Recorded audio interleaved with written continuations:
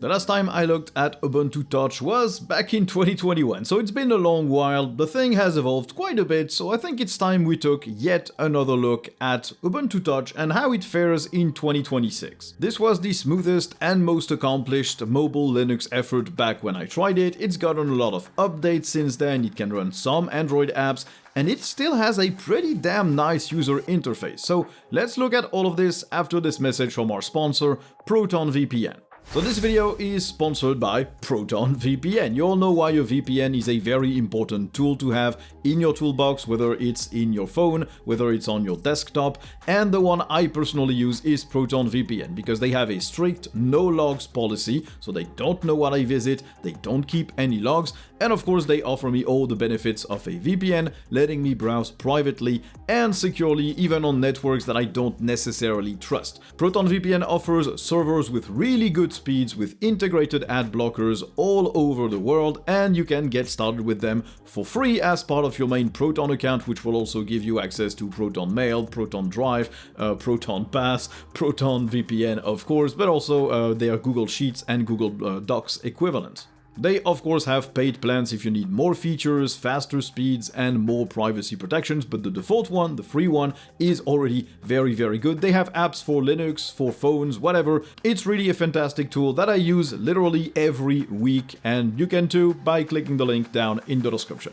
Okay, so first, what are we running Ubuntu Touch on? This is the Volaphone Quintus. This is something they sent me about a year ago. I made a video about their Vola OS phone operating system, which is Android based, but they also sent me a version running Ubuntu Touch, and I haven't looked at it since, which tells you this video is not sponsored by Volaphone, because if they had paid me, they would have wanted a video way sooner than this. So this is a pretty simple phone. It's 6.75 inches. It's a mid-range Android phone in terms of specs. The display's AMOLED, you've got a resolution of 1080 by 2400, 120 Hz refresh rate, it goes up to 650 nits of brightness, or 980 if you enable high brightness mode. It has a hole punch selfie camera, some people don't like that, I don't really mind, and it uses a MediaTek chip. It's a Dimensity 7050 with 8 cores running at 2.6 GHz. It's a Mali GPU, the basic one that you get in most mid-range smartphones. It also has 3 back cameras, one wide 50 megapixel, one ultra wide 8 megapixel, and one 2 megapixel macro sensor. It can record video up to 4K 60 FPS. The front camera, the hole punch one, is only 16 megapixel, which is fine. It has 8 gigs of RAM, 256 gigs of storage. It can accommodate up to 2 SIM cards. It supports 5G. It has a fingerprint sensor, which is not supported under Ubuntu Touch. The OS just doesn't support that feature. And of course, it charges through USB-C, which is good. The only thing it lacks really is a micro SD card slot. Now, it is pretty tall, not my favorite aspect ratio because I do have stubby thumbs, and so reaching all the way up to the top of the phone definitely requires me to move my hand. We're not here to talk about the phone, it's not going to impress anyone in 2026, but it is a very solidly built device. If you want to know more about it, I made a video on that specific phone running the Vola OS Android ROM, so you can go take a look at that. That will at least give it a few views, because that video did not do very well.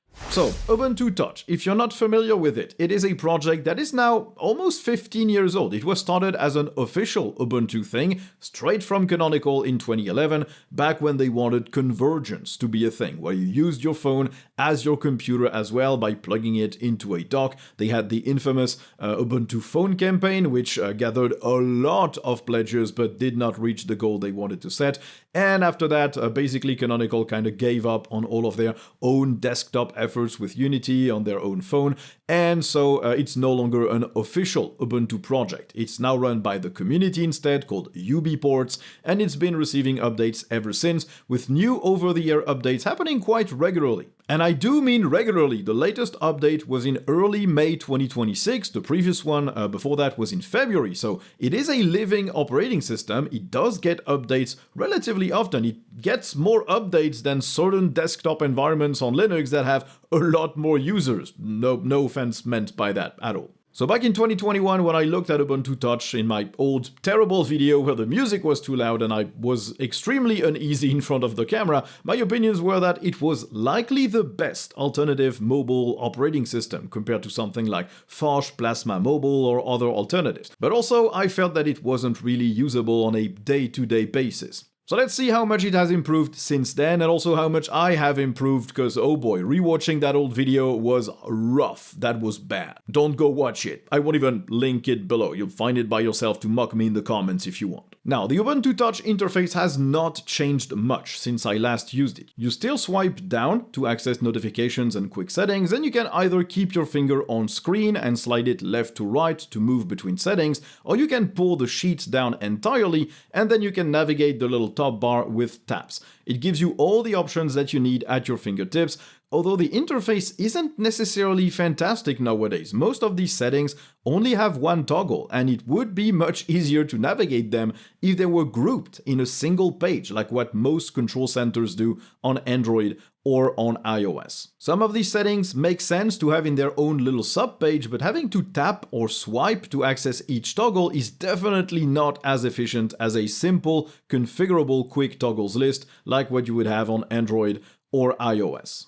Now, this is very much a sign that this interface was designed when smartphones were not a solved thing. People were experimenting on iOS, on Android. These quick settings and notifications changed a lot, both in Android and in iOS, especially as more and more notifications piled on and the phones got more and more settings. The Ubuntu Touch interface is very much a sign of that era, where things weren't as normalized. It does work, it's not bad, but I do feel that the current day control centers you get are more easy to navigate and probably also more configurable. On top of the quick settings, you also have a dock on the left side of the screen that you see by default on the home screen, or you can recall that dock by just swiping from the left edge. It works like any dock you have ever used on any desktop. It is customizable. You can pin and unpin apps from there with a long press.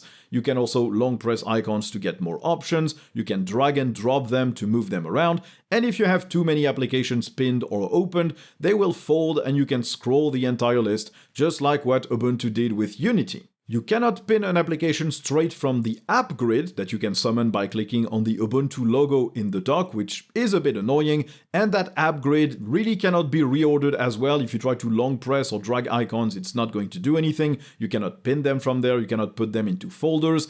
Not a big issue, because you're not going to have as many apps in that list as what you would get on an Android phone or an iOS, because there are not many apps available for Ubuntu Touch specifically, so not a big deal, but still kind of a bummer. Now, this is really similar to what Ubuntu still offers today, with a left panel dock and a top bar. Basically, it's the same interface that you know, and that comes straight from Unity, and it is still a fantastic interface. A dock of applications that you can scroll is much more practical than a fixed set of 5 applications stuck to the bottom of your screen like what you would get on most default launchers on Android or on iOS. That dock is more practical. You also have more options when you long press apps. It's good. It's a good interface. But the fact that you summon it from a left swipe is not that good, because this means there are no swipe left to go back gestures inside of applications, which means you need to hit the little back arrow in the upper left corner, and on that Vola phone, it's just not practical. It is very tall. It is the exact opposite of where my thumb is sitting naturally. So it's not necessarily the best UX for that phone and all the current giant phones form factors. It wasn't a problem in 2011 when Ubuntu Touch started. Screens were reasonably sized, but nowadays the back button should never be placed in the top left corner of anything on a phone. Now, the gesture-based system for navigation doesn't end here though, and let's be honest, this was kind of groundbreaking at the time, because Ubuntu Touch was the only one using gestures to navigate. Android had not brought their own gesture navigation yet, and iPhone was like a decade away from all of that as well. So you also have a swipe right to left gesture that brings up all your open applications, displayed in a Windows Vista-esque slanted shape. You can tap one app to resume using it, or you can swipe it up to dismiss it and close it. If you quick swipe on that edge instead of long swiping, then you will automatically switch to the latest open apps, and this is instantaneous and also really smooth. The interface is very simple, very easy to get to grips with. It's not the best suited for a gigantically tall phone, but it's very easy to remember how to use it. You can even adjust the width of the drag area on the edges to compensate, for example, for a curved screen, which makes everything easier to use. Honestly, that main UI, dock, quick settings, app grid, and gesture navigation is good. It's still really good. In 2026, I would say this UI is still on par with what you would find on Android or iOS. There are some usability issues. The back button in the applications is not well placed. The quick settings are not as easy as a control center, but generally the dock is better than what you would get on most other systems, and using gestures to navigate feels good, feels snappy, feels intuitive, so even though it hasn't changed since the introduction of Ubuntu Touch in 2011, it's still really good now. Also, it looks quite good. If you like at least the Yaru theme and the squircle icons and the Ubuntu font, which I do, I think it looks good, then you will absolutely love the interface on this. It doesn't look outdated in the slightest, in my opinion. Now, back in 2021, when I reviewed it, I had issues with the settings, plenty of stuff was not finished or buggy. This seems to be pretty much fixed. The online accounts that didn't work properly back then now let you log into a Google account, for example, to auto-import calendars, contacts, notes, and the like. Setting the ringtone now also works properly, the battery charge graph now displays properly. Basically, the bugs that made using the thing a bit of a chore a few years ago are not there anymore. I'm sure there are still some issues remaining, and we'll see a bunch of them later, but generally, this thing gets updates, it gets fixes, it works, and the general concept of it is still absolutely decent and absolutely usable. The main fault I have with this interface is that the font size is too small. Icons, text, everything is a bit too small, and I could not find a way to change that in the settings. Apparently, this has been in discussion for years, but it's a lot of work to do, so no one really has tackled that. It's not unusable, but it's not as comfortable as I would like. Bumping up the font size and icon size by like 1.25 or 1.5 would be really much better. Now let's talk about the settings. They are still pretty bare bones in Ubuntu Touch. You can still pick keyboard layouts and a few options as to how the keyboard looks and acts. You have the usual Wi-Fi, cellular, and Bluetooth settings. You can use your phone as a hotspot. You can set up a VPN. You can enable or disable NFC functionality, although I'm not sure if many applications would take advantage of it here. You can also change the wallpaper, you can enable blur for everything that overlays on top of it, you can enable dark mode, although you will have to restart all the running apps for this to take effect. You have a few settings for the volume, you have silent mode, you have vibration, you have ringtone settings, sounds for receiving messages, you can set up a few accounts like Google, Nextcloud, a generic CalDAV account, you can manage notifications for applications, and you can adjust the gesture threshold. And then it's the basic time and date related settings, battery settings, brightness, setting up a pin to unlock. And that's about it. There's nothing super fancy. Ubuntu Touch is definitely a set it and forget it kind of experience. You're not going to tinker with it a lot. You're not going to look at the settings and try to find the best workflow for you. That's not how it works. It's very, very much set in stone how this thing works, and you just have a few options here and there to relieve certain annoyances you might have with the behavior of the keyboard and the general UI. Now you also have that very interesting concept of a home screen, which theoretically should show you a bunch of stuff, like the videos you recorded, the photos you took, the calendar appointments, and all of that stuff. This little circle represents where you are in your day currently. It requires you to use a lot of stuff on this, and I will admit my testing with Ubuntu Touch has not brought much to that home screen. I like the concept. I think it would be really nice to have that kind of like wheel at a glance, but here in my use case it didn't really net any useful information. Now, as per the default applications, we're not going to linger too long. There's nothing groundbreaking, but you will get what you need. You have a very competent file manager. You have a decent clock and timer, which does everything a clock and timer should do. You have a basic calendar to just view your appointments and create new ones. You have a basic text messaging application, which, as far as I can tell, doesn't support RCS, so I'm not sure that it's going to be really fantastic to use. You have a music app to browse and play local files. You've got a notes application that does what it sets out to do. You've got a photo gallery and a decent enough photo and video app. On that note, the camera seems configured well enough, at least on the Vodafone Quintus. I could take decent videos of those unfinished Warhammer miniatures and of some plants in challenging lighting conditions as well. It works decently. The only one that I really did not appreciate is the browser. It is clunky, it is very slow, YouTube video playback is stuttery, scrolling search results doesn't feel good, there is no ad blocker that I could find, which makes mobile browsing absolutely hard. But let's be honest, what makes or breaks a smartphone these days isn't necessarily the default set of applications, it's everything you can tack on top of it. And that's where Ubuntu Touch used to fall really short. It still falls short a little bit, but a lot less than it did previously. So by default you have what they call the Open Store, which, let's be fair, does not have what you're looking for. You have unofficial web apps for a few things like YouTube or YouTube Music, WhatsApp or Spotify, but you're entrusting your login details to a third-party app here. They're mostly going to be web views. This might not be something you're willing to use. You have a few things available for each use case, but nothing that a company might force you to use if you want access to their products or services. And in today's world, that's just not that usable. You don't really have banking apps either, which basically breaks the entire thing for me.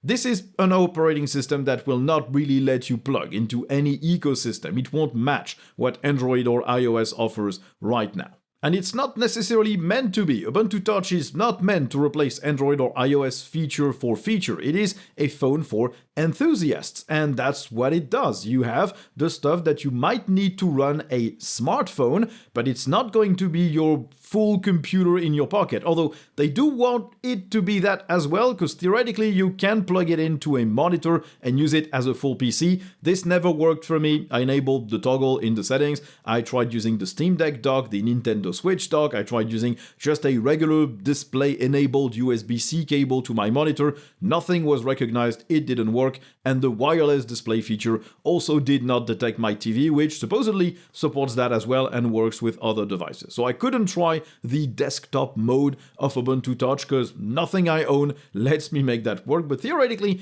it is possible, meaning they do want it to be a full PC, and you can install basic applications that you might want to use.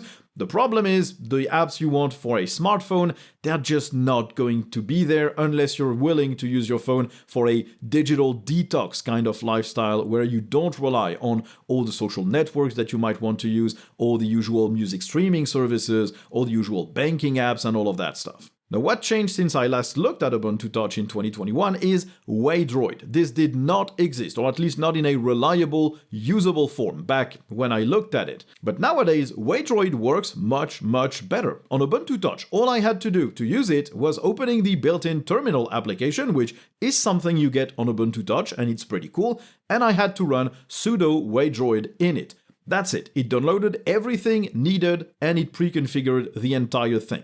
Then all I needed to do was open the Waydroid app. This runs a full Android, let's call it desktop, on top of Ubuntu Touch, complete with your navigation buttons and your pre-installed default applications and your quick settings. All Android applications also show up in the usual Ubuntu Touch app list when you can start them, although they're all lumped into a single Waydroid app when you're looking at the dock. So you're not going to see individual app icons for Android apps. You'll have to hit the Waydroid app and then manage your open Android apps through there. It's basically a second operating system on top of the one you're already running. You also don't get the multitasking cards view with every single Waydroid app running. You'll just get Waydroid and you'll have to manage things through there. So I installed F-Droid, I installed the Aurora Store, which has most Google Play applications.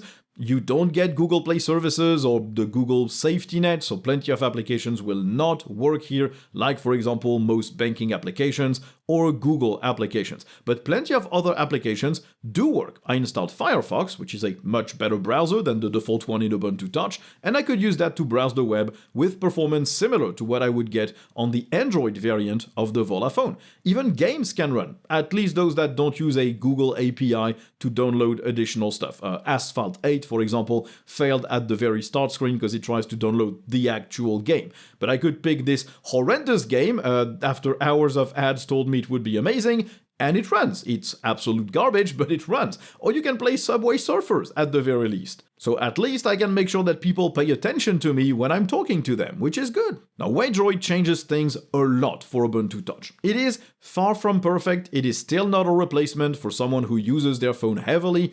I personally could not rely on just Ubuntu Touch plus Waydroid. For example, I use the YouTube Studio app a lot to manage both my YouTube channels. That doesn't work here. The website doesn't really work on mobile. I use a workout app that doesn't run there either. But if what you use a smartphone for is basic browsing, basic email, taking pictures, the default applications are fine enough, and Waydroid will fill the remaining gaps quite handily. You'll get the occasional crash still, audio can be stuttery at times, games that try to download asset packs will not work, there's a bit of latency in certain games, but generally the performance feels really nice. It doesn't feel like you're emulating anything or that you have some kind of giant overhead on top of your system. Things run as you would expect them to run on the phone that you run them on. Now, it's still not a fantastic integration because the notifications that these applications spawn will not appear in Ubuntu Touch. You don't get individual cards for each app in the multitasking view, you don't get icons in the dock. It's not perfect. You're still basically running Android on top of another system, and of course the lack of Google Play services can be a chore. You can install Waydroid with G-App support, but that just didn't work for me properly. It crashed all the time and never managed to pass the security check either. Even with Waydroid enabled, it is still something made mostly for enthusiasts, but at least you can sort of replicate the experience you would get on a de-Googled Android ROM without micro G, without Google Play services. If you can run a de-Googled ROM without all of that, you can also probably use Ubuntu Touch and add a few things from Waydroid because the apps you'll get made specifically for Ubuntu Touch are just few and far between and very limited. It's not a bad experience if you can live there. Personally, I don't think I can, but for a lot of people, that's going to be usable enough. So if you're wondering, how do I get Ubuntu Touch for my phone? Well, first you'll have to visit their website. It's devices.ubuntu-touch.io for the list of supported devices. They also have an installer that you can run. It's available for Windows, for macOS, as a snap, as a Debian package, or as an app image. It's going to ask you to put your phone, your Android phone, in developer mode, and it's going to try and install and flash stuff if that phone is supported both by UB ports and also by the installer. The list of devices supported by this seems to be 31 devices. That includes the Fairphone 5, some Xiaomi phone, the Fairphone 4, some older Pixels like the 3A and the 3A XL, and a bunch of others from Asus, but don't expect like the usual Samsung phones, the very latest phones. Just like with de-Googled Android ROMs, support is not going to be amazing for everything, and for a lot of phones you can install UB ports, but you're going to lose a lot of the features, the physical features of the actual phone. But you can go check it out. I'll left a link to that installer and device list down in the description. So to conclude, Ubuntu Touch is the mobile OS that has been in development the longest, and I think it really shows. It is smooth, it looks polished, it looks good, it has a bunch of features, and the UI is not dated in the slightest, in my opinion. Even in 2026, it still has some very interesting core features and ways of doing things that I think are really good. Sure, there are some things that would require a nice little update, the font size, the back button not being placed properly, maybe giving you more options for the app grid to reorganize stuff, create folders, maybe interacting a little bit more with the default home screen, stuff like that, but generally, it doesn't feel bad to use at all. And even on that phone, which is not specifically powerful, things were really smooth. Now, if I decided to go for a digital detox and ditch most smartphone applications and needs, just use local music, just use a basic maps application and a basic web browser, I could absolutely make do with Ubuntu Touch and a few complements from Waydroid. But I don't live in that world just yet. I do still need a few apps here and there, and Waydroid doesn't fix all of those gaps. Now, it's always going to be the same question: why would I replace my existing phone that works and does what I need with something that might cost as much but doesn't do as much, like literally does half of what I want it to do? That's a hard question, and it really depends on your approach to technology. Some people might say the same about Linux. Why would I run Linux when it doesn't play all the video games I want, and it doesn't run all the applications I want, and I have to relearn a bunch of things? But where Linux makes my life easier with more customization, more choices, more performance, more battery life on my devices, generally an easier experience for me, I don't think Ubuntu Touch makes my own phone experience easier because it requires me to jump through a bunch of hoops to actually achieve what I can already achieve even on a de-googled Android ROM, which technically will probably also support the exact same phones. I still love the thing, I like its looks, I like the community efforts, I like the idea of a grassroots OS where everything is left to build and to discover, but I simply cannot use that today. If you can make do with that though, it's awesome, and I wish I was you. In the meantime, my attention will be directed more towards phones that can run de-googled ROMs. You already gave me a bunch of recommendations in previous videos, but keep dropping them in the comments, because I am still undecided. Maybe Fairphone, maybe waiting for the Motorola Plus Graphene thing. We'll see how it goes. Anyway, that's gonna be it for this video. I hope you enjoyed, and I'll leave you in the capable hands of Nick telling you about our sponsor, Tuxedo Computers. Because if what you're looking for is a computer, not a phone, then you can check out Tuxedo. The link, as usual, is down in the description. They make laptops and desktops that ship with Linux pre-installed. All the hardware is picked specifically because it is very Linux compatible, and they even contribute stuff upstream to make sure that all the little features and light bars and keyboard backlight colors are supported on Linux too. They have a big range of devices, whether you need something more affordable and a smaller form factor, all the way up to giant workstations, gaming PCs, whatever. If you don't want to worry about Linux compatibility, they're the provider I would recommend. I only use their computers these days. Everything you see here, read from me, is done on a Tuxedo computer. I don't have problems with them at all. They're just fantastic. So check them out down in the description. Anyway, this will conclude today's video. I hope you enjoyed listening to it, watching it, whatever you did while you had this playing in the background. You know where all the YouTube buttons are, you know where all the comment sections are, whatever. There are also links to support the channel if you want to do so. I'll leave you at that. Thank you all for watching, and I guess you'll see me in the next one. Bye!